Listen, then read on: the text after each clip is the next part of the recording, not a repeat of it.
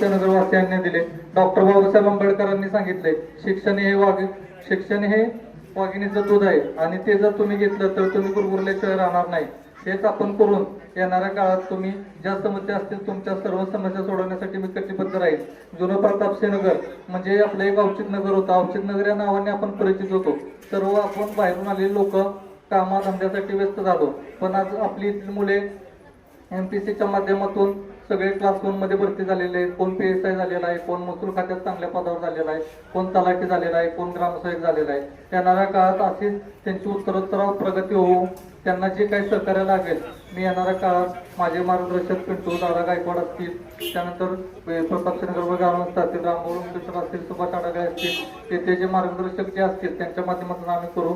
आता लोकशाहीर अण्णाभाऊ साठे समाज मंदिराचे 15 लाख रुपये आपण देऊन त्याचं भूमिपूजन केले. येणाऱ्या 3 महिन्यातच आपण ते पूर्ण काम पूर्ण तपासणी येत आहे. काही समाजकंटकांनी तिथे ग्रामीण रुग्णालय स्थापन करण्याचा घाट घातला होता, पण ग्रामीण रुग्णालयाची गरज नाही, कारण आपल्या शेजारी भव्य दिव्य मेडिकल कॉलेज झालेलं आहे. त्याचप्रमाणे प्रतापसिंहनगरला आपण प्रत्येक महिन्यात एक आरोग्य कॅम्प राबवणार आहे. सर्वदान निदान शिबिर त्यामध्ये राहणार आहे आणि आभा कारच्या माध्यमातून प्रत्येकाला 5 लाख रुपयाचा मोफत विमा आपण देणार आहे. येणाऱ्या काळात ज्यांचा 12 अंकी नंबर नसेल त्याचा 12 अंकी नंबर काढून ज्या काही सुविधा असतील लवकरच कोमलताईंचा माझा जनसंपर्क कार्यालयाचं उद्घाटन आम्ही भव्यदिव्य घेणार आहे. तुमच्या सर्व समस्या तिथं तुम्ही मांडत राहा. येणाऱ्या काळात तुम्ही सर्वजण माझ्या पाठीशी राहा. त्याप्रमाणे ज्यांची घरकुलं मंजूर नसतील, ज्यांची बांधकाम नियमित नसतील, जे सर्वे नंबर 70 मध्ये राहतात त्या सर्व 70 मधील सर्वे नंबरची अनियमित बांधकामे आपण नियमित करून त्यांना सुद्धा 7-12 उतारा देण्याचे मी या ठिकाणी अभिवचन देतो. येणाऱ्या काळात जे माझ्यासमोर राहतील, आज या ठिकाणी मला एक कमी जाणवती. तात्या जर असते तर मला अजून माझा वर गुरु आला असता. तात्यांना मी या ठिकाणी आज भावश्रद्ध श्रद्धांजली अर्पण करतो आणि त्यांच्या मार्गदर्शनाखाली हे तात्या एक दलित पॅंथर होते आणि त्यांनी नेहमी समाजासाठी आपले जे जीवन असते ते त्यांनी व्यतीत केलेलं आहे. सर्वांना त्याच्या परी ते आलेला आहे. वाघमारे परिवार असेल, ओहाळ परिवार असेल, उदागे परिवार असतील, त्यानंतर गायकवाड असतील, जाधव असतील, हे सगळे ओहाळ असतील, हे सर्व आपल्या आपुलकीने येथे प्रकाशन राहिले.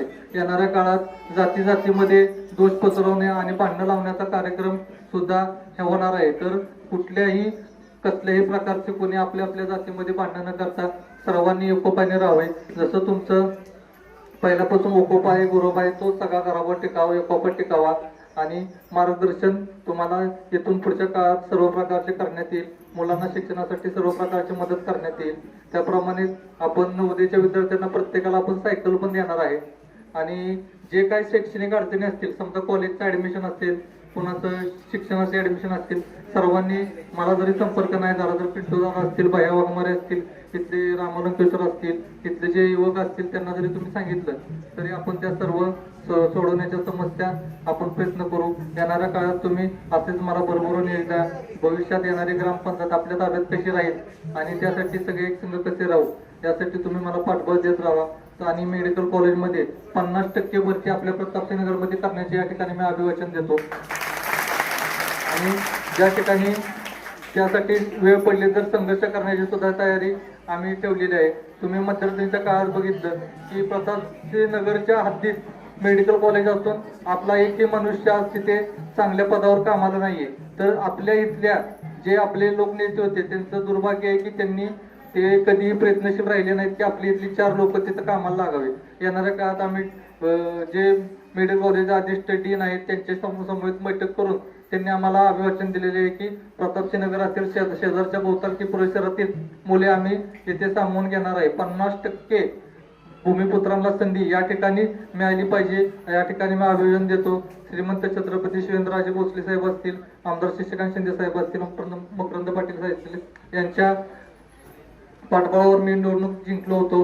येणाऱ्या काळात त्यांच्याच मार्गदर्शनाखाली आणि त्यांच्याच मार्गदर्शनाखाली मी तिथून पुढच्या काळात माझी वाटचाल राहील. एवढं सांगतो. जय भीम, जय भीम.